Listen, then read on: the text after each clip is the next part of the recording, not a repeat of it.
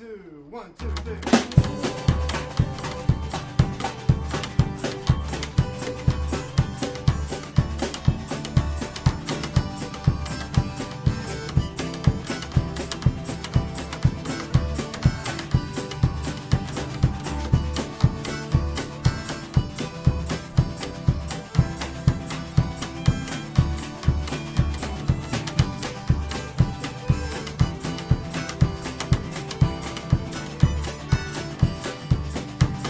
Hello and welcome to Ithaca DSA Presents.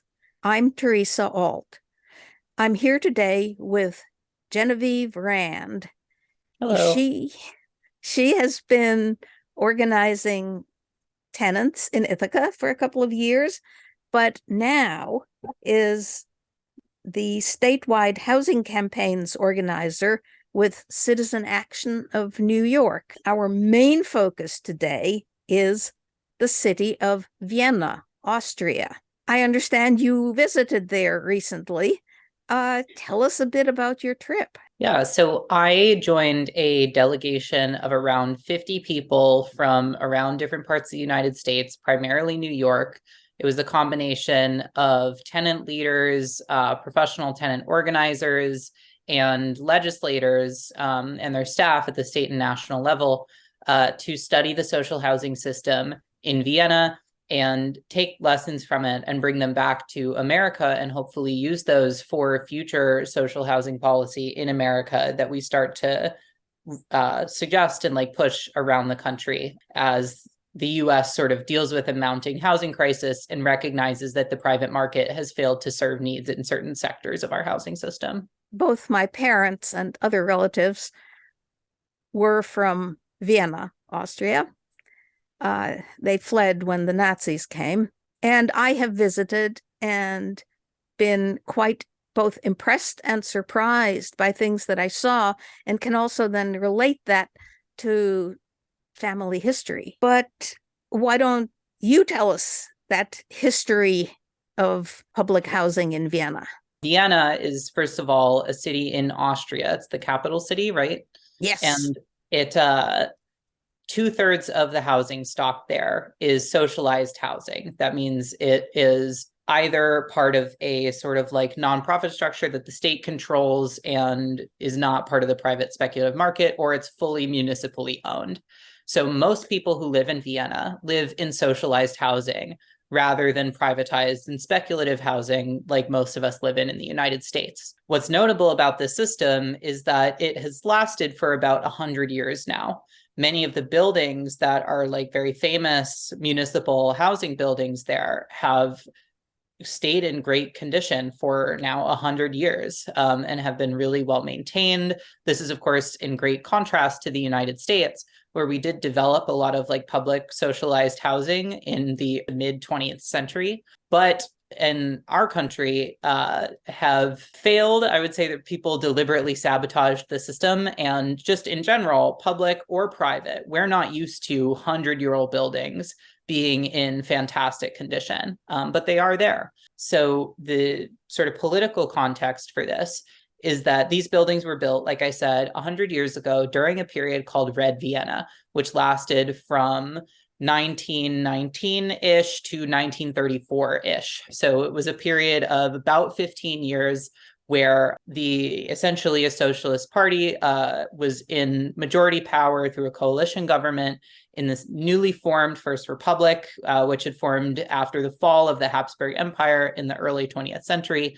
And during that period, Vienna and Austria as a whole went through many massive changes, going from essentially a pre-capitalist economy under the Habsburg Empire into a socialist state, essentially, with a huge public sector, lots of people employed under the public sector, lots of development and commerce happening through the public sector, the state upgrading their housing stock all over the country, totally changing the social culture of the country very intentionally and with a lot of organizing. And many of the institutions and products and cultural sort of norms that were created at that time during Red Vienna still persist today. And it's a period that, in current Vienna, there's great pride about and constant references to.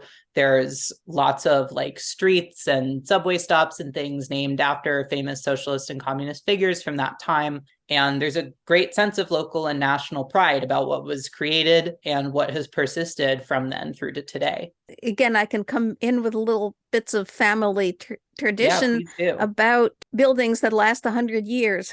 My mother's uncle fled along with the rest of the older generation to the United States, to New York City in 1938. He had been an architect. When he arrived in New York, he was shocked at the low standards of the buildings.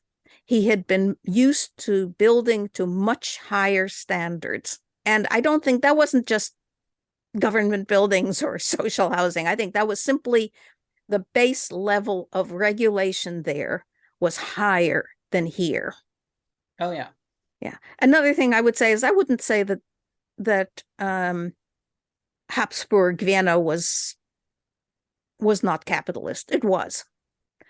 But it was considered natural that private entrepreneurs would develop the railway system. But when it became seen as a utility, royalty took it over, bought it up from the entrepreneur, and it became the Royal and Imperial Railroad.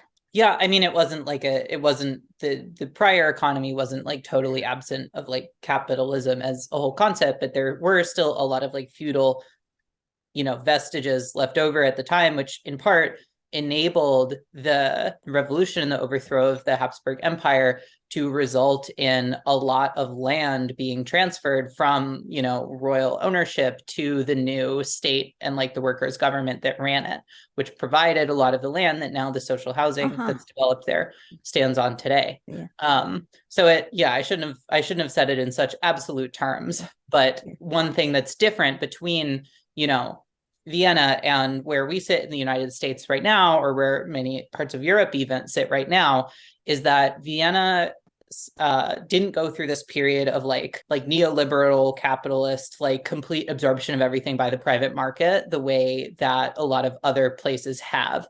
And it's, I think, a little bit harder to wrest that back from that, because they had sort of an opportunity that's not 100% parallel to one that we have now during the period of the fall of the Habsburg Empire.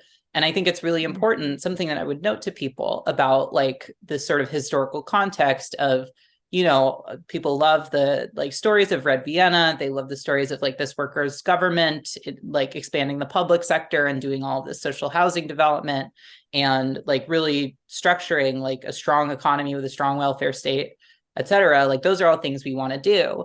But anytime I talk to people about this, I like really remind them that not only did this happen like after the fall of like an old regime that, controlled things prior to this, but also there was an organized workers movement that was prepared to seize power when the fall of that regime created a power vacuum and was like prepared to have a role in it. And so that's what they didn't just spontaneously develop a movement out of nowhere in this moment of great chaos. They were prepared to take power, and they did, and they were able to use it to great effect for a decade and a half before Austria became a fascist country for the next little while. It wasn't just the overthrow of the Habsburg Empire, it was World War I. Of course. And Austria lost. Well, so anyway, as you say, it was a period. There was a period when socialists were in the majority, and a lot of public housing was built. Right. Not only public housing, but with lots of social programs attached to it also. I think that another thing that, a lot of Americans would be really surprised by with how Vienna works differently, like, and how politics and stuff there work differently than they do here, is here in the United States, we have a very robust network of NGOs, of non-governmental organizations, of political nonprofits, and so on and so forth. I work for one of these.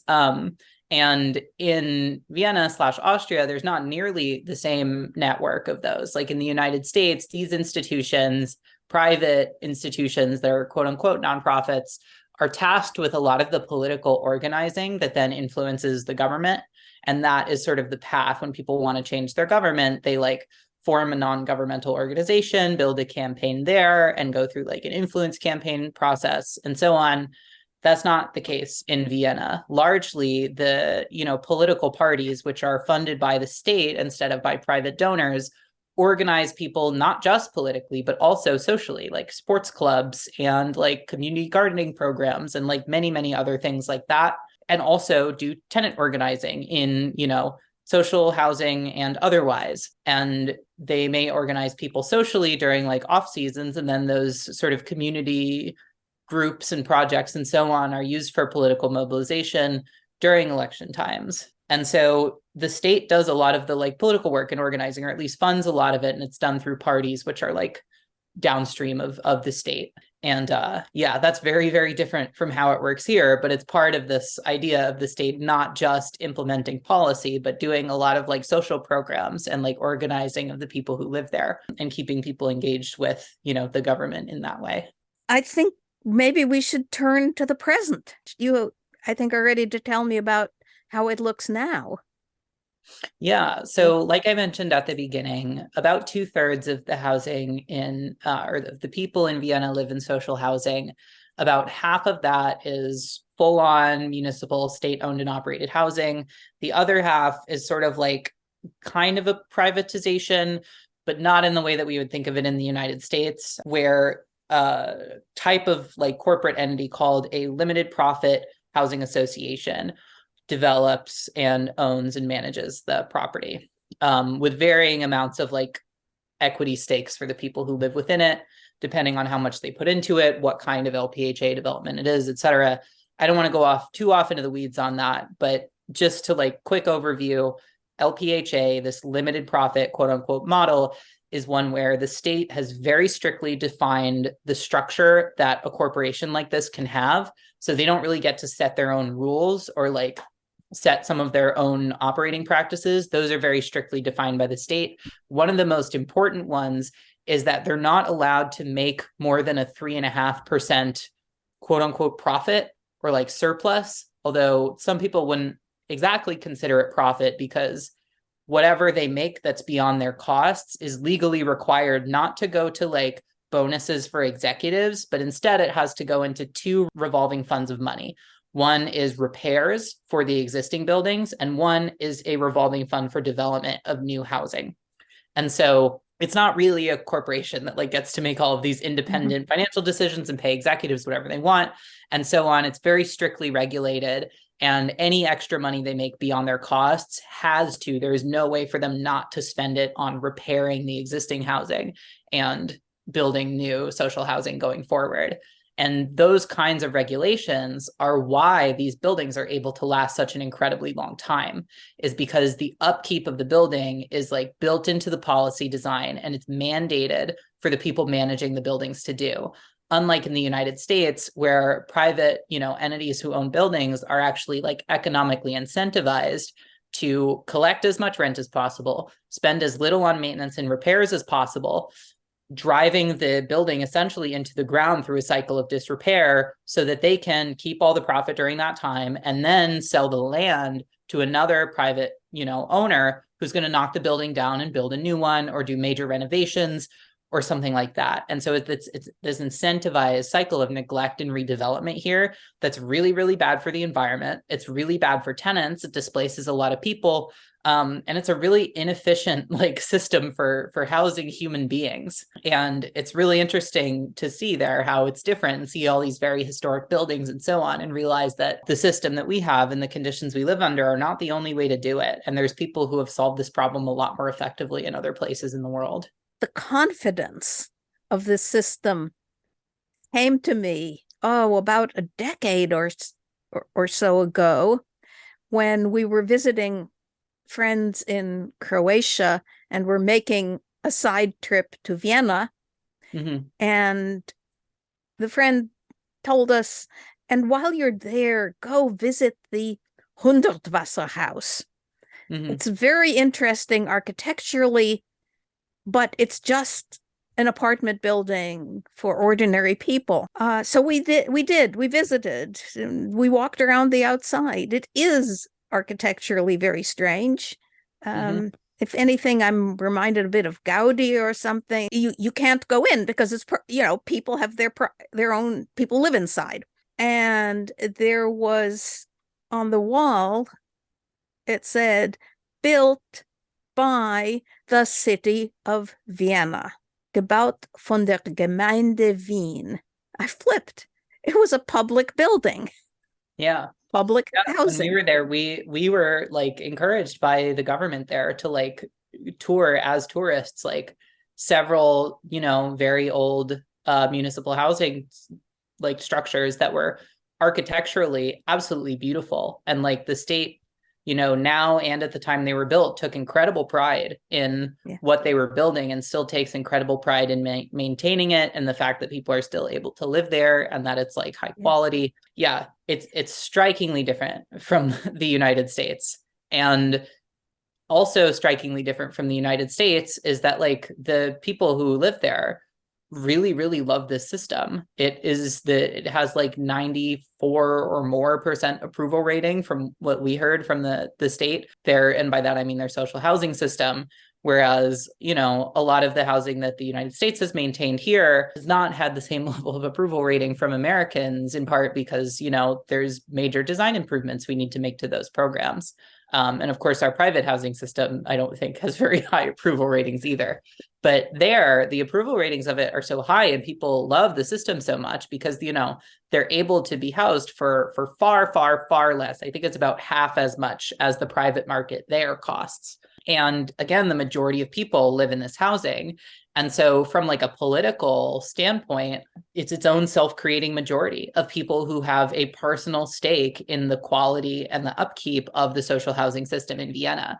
And so as a result, in Vienna in particular, the Social Democratic Party, which is who like originally created this housing and takes a lot of credit for it, is able to stay in power essentially in perpetuity. I mean, fingers crossed, because people keep electing them because they love the social housing system, and the Social Democratic Party is the one that like campaigns to make it better and to protect it for what it is now. And so I think that's another thing that's like really interesting for people in the United States to think about, is what it means for like socialists to actually govern and be in the majority, and what we can accomplish from those positions that inspire people to continue buying into that political program. Because once people's lives are dramatically improved by like a strong welfare state, a strong social housing system, et cetera, people have a personal stake in maintaining that. And once you can make that a thing that most people have a personal stake in, like you have a very, very strong foot in the door of government at that point. And they do there. And so the level of quality and like the approval of the system is very, very high. While we were there, we would like go to bars after all the official programming and stuff, and like meet locals there and talk to people and be like, okay, so what's the real deal here? Like we're meeting with like your government and they're telling us this is amazing, but like that's the government. Like, how do you actually feel? And, it was like a sobering conversation a lot of the time, where they were like, oh, like we have these problems, which I put a pin in that and definitely ask me about the problems in a minute, because I do think it's important to discuss. But they were like, the thing that is great is two things. One is our like social housing system. That's actually fantastic and we love it. The other is the Chamber of Labor, which like helps enforce employment law and helps people, enforce their rights at their jobs and make sure they're getting paid the right amount and treated well and so on. People, like regular ass people that we talked to, loved both of those institutions, which is such a contrast to like how a lot of Americans, I think, feel about similar parallel institutions in our government. And I guess maybe this is how you're saying the housing system interacts with the general economic system and the rest of the economy. But perhaps that is what you've just explained. Yeah, definitely. Yeah, okay. There's a thing I'd really like to note about that, which is that like, yes, the people who live in the social housing love the social housing, right? Like, but also Austria is not like a socialist country all around. Like Vienna, it's a major city. It has this very strong presence there, but there's liberal and conservative parties at the national level, the like liberal parties in control. And they do have private business and like industry there. And so all of us, like as Americans going to this and knowing that America like had a strong social housing system that it was developing in the early to mid 20th century. And then that was like dismantled by the right wing and private capital and so on. A lot of our very first question was like, how do you protect this system? And it's two things, two parts. One is the part I mentioned about political popularity and so many people having a personal stake in it. And the other is that their like business capital interests actually like and want to defend the social housing system, which sounds crazy to people because like in the United States, we essentially have like a real estate state where the real estate industry has immense power over the government. If you have money in the United States, like real estate's one of the primary places that you're going to be putting that. But in Vienna/Austria, in part because, 100 years ago, the decision was made for the state to own and administer a lot of the housing, especially like the apartment buildings. Capital didn't accumulate in real estate speculation the same way that it has in the United States. And so capital instead accumulated in other business sectors. And, real estate's kind of unique in that if you're invested in real estate and that's how you're like extracting money from people, you want the prices of that to be as high as possible. But in basically every other industry where you have to employ workers and that like employing workers and having them produce value and you collecting, keeping and holding on to the surplus of that value is like how you generate profit. In that case, you actually want the workers' housing to be as inexpensive as possible because then their paycheck can be lower. And so like it's a component of having inexpensive labor for what's a largely export economy in Vienna/Austria. And so private business is perfectly happy to like put, effort and energy into maintaining the social housing system because that also keeps their labor costs down. So it's something that both like people who live in the housing and actually the like business interests in the other industries like.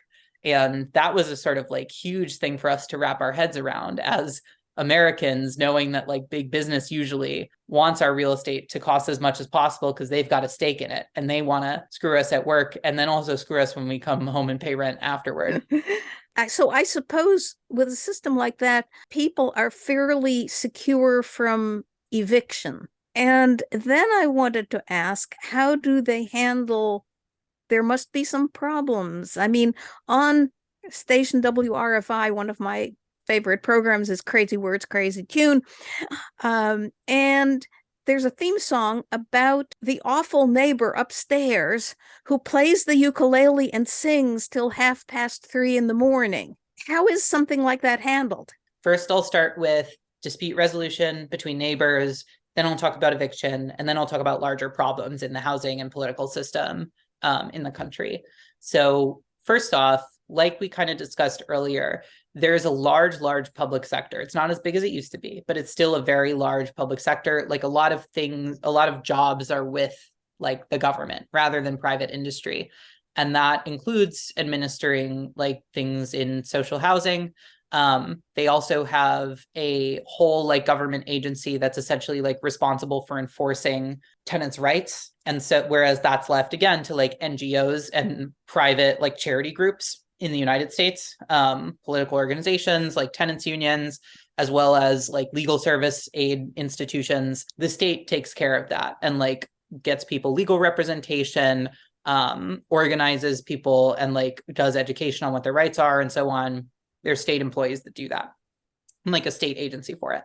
There's also like in the state agencies that oversee the social housing, part of their sort of like community organizing that they do, like we mentioned, like sports programs, hobby programs, even like early childhood education and so on.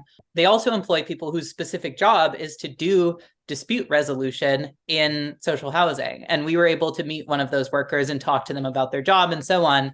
And they're like the first line of defense for these kind of disputes that you named, where like neighbors don't have some kind of conflict, don't necessarily want to live next to each other. There's actually like a worker who goes in and mediates that. And like, if it can't be resolved, like tries to find like a, housing for somebody to transfer to if they're willing to do that. There's lots of ways that such a thing can be handled, but the state takes a role in mediating it, which is fascinating and is not something that happens here at all. So that's the answer to that first question. Eviction, also, I sort of already answered this in that there's like a state institution whose job is to enforce tenants' rights and help make sure that tenants, like, you know, are not unjustly evicted, or I guess wrongly under the law evicted, I should say. But it does still happen sometimes. But I think that for the entire city of Vienna, there were something like 500 evictions processed per year in a city of about 2 million people, which is dramatically lower than what the United States does. And even, you know, housing that is on the private market is extremely heavily regulated, is for the most part rent stabilized, and the tenant protections are just off the wall compared to the United States. So it's pretty hard to get evicted unless you're like really breaking the law and you're not paying rent for a very long time.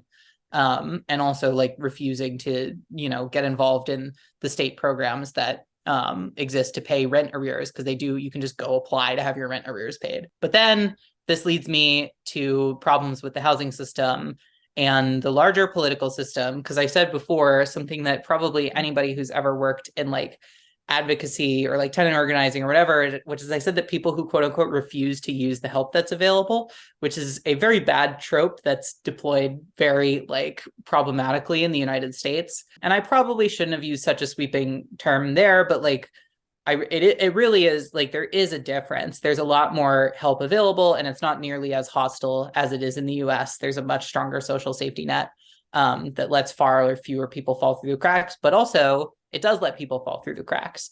And I would say that most of like the problems that we, you know, had highlighted to us, and we talked to like, you know, interest groups outside of the government that are organizing around the ways that the government system is failing people.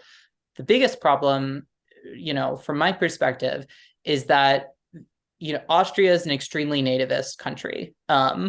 It's like, you know, many similar European countries, like essentially an ethno-state, aims to be an ethno-state. Multiple like political parties govern in the interest of it being an ethno-state, and it's very unfriendly to migration.